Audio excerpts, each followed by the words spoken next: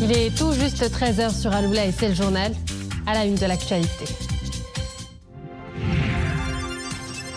Diamania Dio, près de Dakar, le chef du gouvernement a représenté hier Sa Majesté le Roi à la cérémonie de prestation de serment et d'installation du président élu de la République du Sénégal, Bassirou Diomaye Faye. En dehors des leaders de la sous-région, Sa Majesté le Roi est le seul chef d'État à avoir reçu une invitation pour prendre part à cette cérémonie d'investiture. Avril, mois consacré à l'autisme, un trouble qui touche une naissance sur 160 dans le monde. À Bengrir, un nouveau centre dédié aux enfants autistes a vu le jour. Il offre à cette catégorie vulnérable un large panel de services.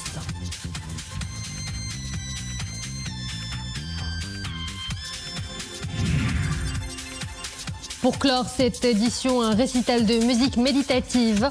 À Casablanca, un duo d'artistes a enchanté un public mélomane et spirituel avec son interprétation unique et ses instruments plutôt rares et anciens, découvertes en fin de cette édition.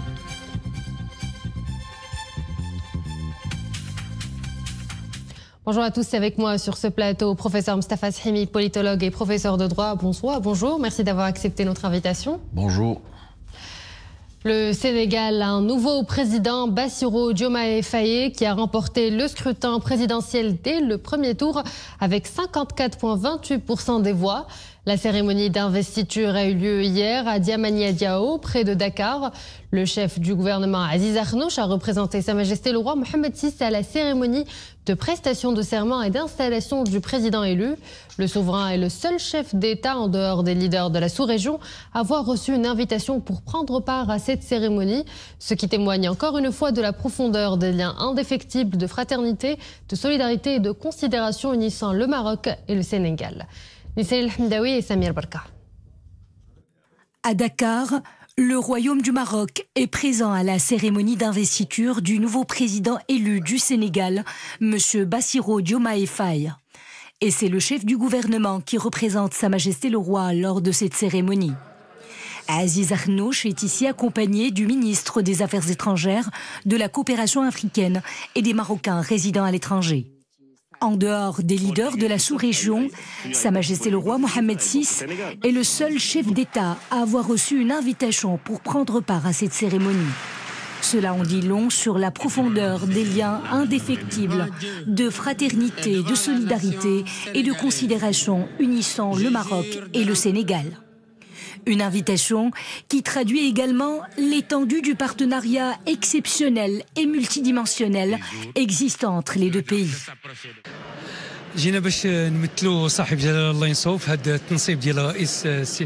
Nous sommes ici pour représenter Sa Majesté le Roi à la cérémonie d'investiture du nouveau président du Sénégal.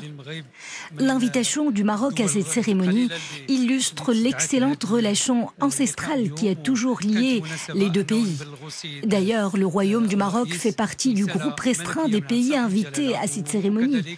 C'était l'occasion pour nous de transmettre à Monsieur le Président du Sénégal un message royal de félicitations dans lequel le souverain exprime ses vœux de prospérité et de progrès au peuple sénégalais.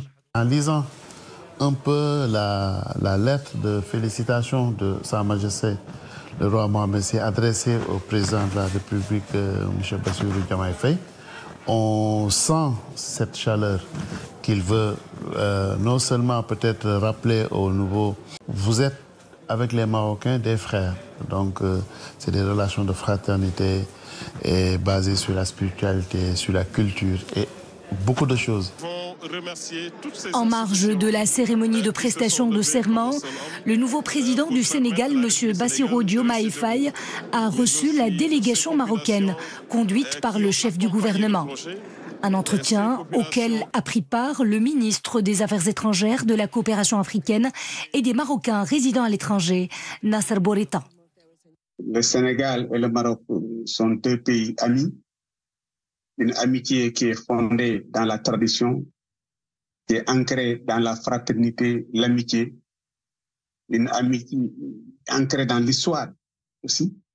C'est pour cette raison que les deux chefs d'État, le chef d'État entrant comme le chef d'État sortant, parce que c'est eux qui se concertent pour dresser la liste des invités, ont jugé nécessaire d'inviter le Royaume du Maroc, qui n'est pas membre de l'espace CEDEAO, mais qui n'en est pas moins un ami extraordinaire, entre guillemets, du Sénégal. Vous savez, il y a l'exception sénégalaise au Maroc, comme il y a l'exception marocaine au Sénégal. L'invitation du Maroc au plus haut niveau à la cérémonie officielle d'investiture du président Faye illustre en particulier le rôle joué par Sa Majesté le Roi comme un ami de longue date et comme un leader aussi africain et panafricain que mondial. Ce geste augure du franchissement d'un nouveau palier dans l'édifice bilatéral durant les 5 prochaines années du mandat du nouveau président sénégalais. L'invitation de Sa Majesté Mohamed VI, le roi du Maroc, à cette investiture du 5e président du Sénégal, le président Bassirou Diomaye Faye, montre l'excellence sur le plan symbolique des relations que nous avons. Mais cela traduit aussi la continuité que nous avons dans ces relations historiques, des relations millénaires, sur le plan spirituel, sur le plan culturel surtout. Nous qui travaillons dans le domaine de la culture, c'est cet aspect qui nous intéresse. Ces deux peuples sont culturellement liés, mais l'invitation, en tant que seul chef d'État hors CEDEAO, marque une grande place que le Maroc occupe dans le quotidien des Sénégalais, mais aussi dans l'avenir des relations entre le Sénégal et le monde. Les deux pays ont dépassé le stade de pays frères. C'est des pays alliés de manière stratégique, mais aussi de manière vraiment politique. Le Maroc et le Sénégal, je pense que vont continuer à mettre en place des mécanismes qui vont permettre au continent africain d'être souverain dans plusieurs domaines, mais aussi vraiment des pays et un peuple pratiquement qui sont d'égale dignité. La cérémonie de prestation de serment et d'installation du nouveau président sénégalais s'est déroulée en présence notamment de plusieurs chefs d'État et présidents des commissions de l'Union africaine, de la Communauté économique des États de l'Afrique de l'Ouest et de l'Union économique et monétaire ouest-africaine. Une actualité à la une à décrypter avec l'autre consultant Mostafa Shimi, professeur de droit et politologue, professeur en dehors des leaders de la sous-région. Sa Majesté le Roi Mohamed VI est le seul chef d'État à avoir reçu une invitation pour prendre part à la cérémonie d'investiture. Le souverain a été représenté par le chef du gouvernement Aziz Akhnouch, un geste politique hautement significatif. Quelle lecture en faites-vous? C'est évidemment un acte protocolaire. Un nouveau chef d'État est élu. Il envoie donc des invitations à un certain nombre de chefs d'État dans la région et de partenaires. En l'espèce, le président sénégalais, M. Bassirou Diomaye Faye, a envoyé des invitations aux pays de la CEDEAO, évidemment, et uniquement ailleurs au souverain du Maroc, Sa Majesté le Roi. Les chefs d'État du Maghreb n'ont pas été invités, ceux d'Afrique du Nord non plus, d'autres régions à part la CEDEAO, n'était pas sur la liste d'invitation. Alors, ça tient à quoi? Ça tient au fait, d'abord, au leadership royal. Il y a un leadership royal dans le continent qui est reconnu, et donc c'est extrêmement important à relever. Ça tient aussi au fait que ce leadership, il est moral, il est personnel et politique, diplomatique. Toutes les visions, toutes les actions, les initiatives du souverain en direction du continent africain, coopération sud-sud, partenariat équilibré, etc., ça tient aussi à un facteur personnel. C'est l'affect du souverain pour l'Afrique, c'est connu, mais l'affect encore plus marqué pour le Sénégal. Savez-vous que le souverain s'est rendu 8 fois au Sénégal? Et on ne le dira jamais assez parce que c'est inédit dans notre pratique politique. Le discours de la Marche verte de 6 novembre 2016 a été lu où? Il a été lu à Dakar. C'est vous dire donc l'exceptionnalité de la relation personnelle entre les deux pays. J'ajoute que sur ce plan-là, le Maroc est ouvert, évidemment, souhaite bonne chance à cette nouvelle équipe. Et le Maroc est ouvert donc, pour approfondir, élargir davantage les champs de coopération. Une preuve concrète de la nature exceptionnelle des relations entre le Maroc et le Sénégal, des relations qui sont inscrites dans l'histoire et la durabilité. Le temps et les changements politico-institutionnels n'ont jamais entravé ces relations. D'où est-ce que ces liens puissent-ils leur force et leur solidité? Vous avez raison de relever qu'il y a eu des changements institutionnels au Sénégal. Aujourd'hui, avec le nouveau président, M. Bassirou Diomaye Faye, c'est la 3e alternance depuis 1960. La première alternance a eu lieu en 2002, après les présidences de Senghor et de Abdou Diouf. C'était 2002, donc une première alternance avec le président Abdallah Ouad. Deuxième alternance en 2012, avec le départ du président Ouad et l'arrivée de qui? Du président sortant Macky Sall, 2012-2024. C'est la troisième alternance.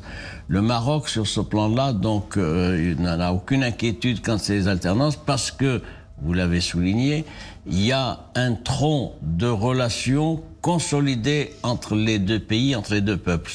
Ça tient à quoi? Ça tient au référentiel religieux. C'est une religion en partage, l'islam. Et la place, évidemment, il faut le dire au moins une fois, la place de la confrérie Tijaniya dans la Zaouïa qui est à Fès et qui est un vecteur exceptionnel donc d'échanges religieux, de proximité religieuse. Les croyants marocains et sénégalais se retrouvent, et ça c'est important. Il y a ensuite, à côté de cette spiritualité, échanges culturels qui sont importants des deux pays, des échanges économiques aussi, des échanges d'expériences.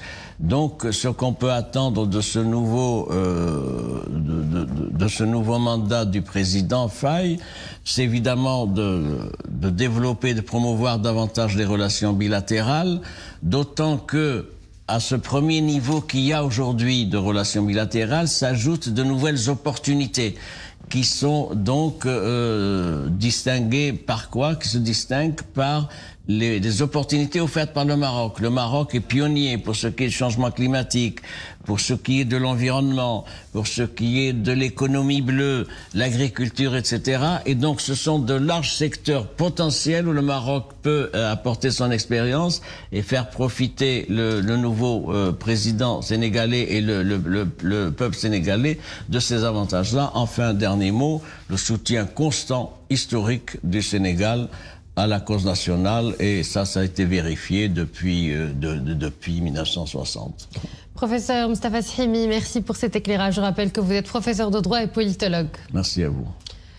Dossier santé, avril est le mois consacré à l'autisme, cette pathologie neurologique qui touche quelques 680 000 personnes au Maroc, d'où la nécessité d'une prise en charge rigoureuse. À Ben Guerir, un nouveau centre dédié aux enfants autistes a vu le jour, une structure sociale de l'Initiative nationale pour le développement humain. Elle vient garantir de multiples services importants au profit de cette catégorie. Majlaidi et Zakaria Moukimbillah.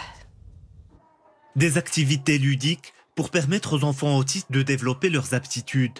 Au nouveau centre de prise en charge des enfants autistes de Ben Guerir, une attention particulière est accordée à l'amélioration de la qualité de vie de cette catégorie.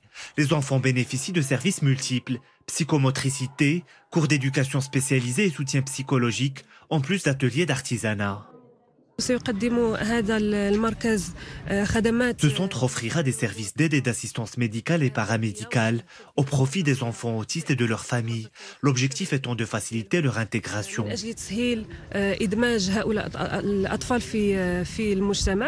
La structure accueille une cinquantaine d'enfants. Sa gestion est assurée par l'association Tawam pour Autisme en partenariat avec l'Entraide Nationale. Le centre comprend des classes d'éducation spécialisées, des salles de premiers soins, de psychomotricité, deux autres salles multidisciplinaires et d'orthophonie. Notre département a contribué à ce centre à travers la subvention accordée à l'association chargée de sa gestion. Une convention de partenariat est conclue entre notre ministère et celui de l'Éducation nationale, du préscolaire et des sports, portant sur l'insertion des enfants autistes dans le système éducatif national. Le programme Rafiq permet aux parents et aux professionnels de bénéficier d'une formation sur l'autisme. Édifié sur une superficie de plus de 8000 m², le centre a été réalisé dans le cadre du programme de l'Initiative nationale pour le développement humain, relatif à l'accompagnement des personnes en situation de précarité. On dit de la musique qu'elle adoucit les mœurs, ou on dit également qu'elle peut guérir certaines maladies. Pour ce duo de musiciens qui s'est produit à Casablanca à l'occasion d'un récital de musique méditative, le pouvoir du son à des fins curatives et spirituelles est bien réel. Nous verrons tout cela avec Mustafa Oudadris Badou et Dominique Orlando.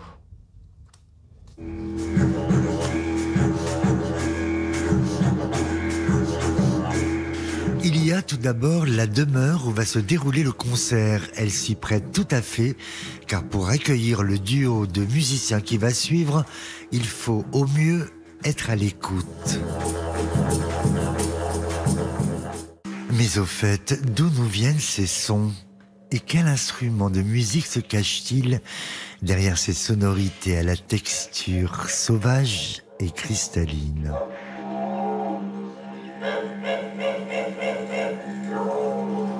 My main instrument is the didgeridoo, which is an Australian Aboriginal instrument. L'un des instruments que je pratique s'appelle le didgeridoo. Il est joué par les aborigènes du nord de l'Australie pendant les grandes cérémonies et durant les grands jours. Cet instrument à vent en forme de trompe est conçu en bois d'eucalyptus. Il a la particularité d'être naturellement façonné de l'intérieur par des termites qui évident le tronc de l'arbre sur toute sa longueur en se nourrissant de sa sève. Cet instrument émet des sons qui convoquent la nature et la faune environnante. La Coran, c'est un instrument des cantors depuis mes ancêtres. C'est un instrument qui est particulier juste quelques familles et ça transmet génération par génération.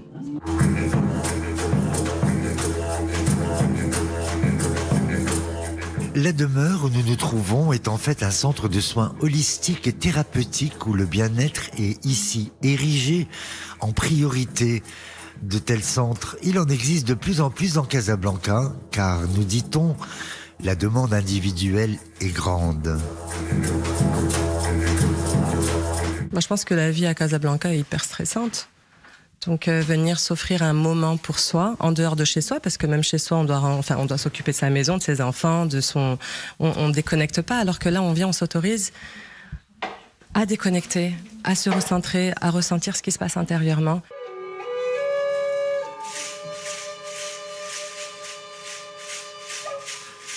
Dans cet environnement choyé où pour y accéder il faut se déchausser, la musique de messieurs Villa et Diabaté s'est avérée hautement bénéfique et très instructive. Elle nous aura notamment suggéré l'importance qu'il y a quelquefois à s'accorder à soi-même quelques longs moments de silence, juste pour s'écouter. Et voilà, nous arrivons à la fin de cette édition. Merci à vous de l'avoir suivi. Excellent, c'est des programmes sur Al-Oula.